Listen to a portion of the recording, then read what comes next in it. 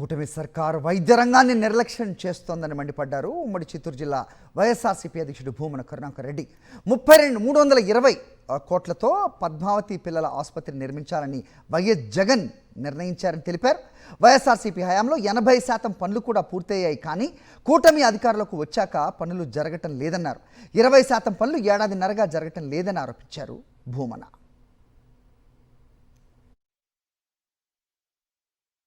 జగన్మోహన్ రెడ్డి గారు దాదాపు 320 కోట్ల రూపాయలతో పద్మావతి చిన్నపిల్లల సూపర్ స్పెషాలిటీ ఆసుపత్రిని నిర్మించండి అని ఆయన తీసుకున్నటువంటి నిర్ణయం కారణంగా ఇదిగో ఈ ఆసుపత్రి మా హయాంలోనే దాదాపు 80% పైగా పనులు కూడా పూర్తయినాయి.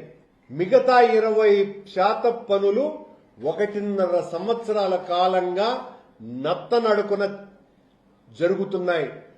కేవలం కార్డియాలజీకి సంబంధించి మాత్రమే కాకుండా న్యూరాలజీ, అన్ని రకాలైనటువంటి విభాగాలు తిరుపతిలో సూపర్ స్పెషలైజేషన్ ఉండాలి, తిరుపతిలో చిన్నపిల్లలకు అందరికీ కూడా ఈ రకమైనటువంటి సౌకర్యాన్ని కలిగించాలి అన్నటువంటి ఒక గొప్ప సంకల్ప బలంతో జగన్మోహన్ రెడ్డి గారు ఈ ఆసుపత్రి నిర్మాణానికి శ్రీకారం చుట్టి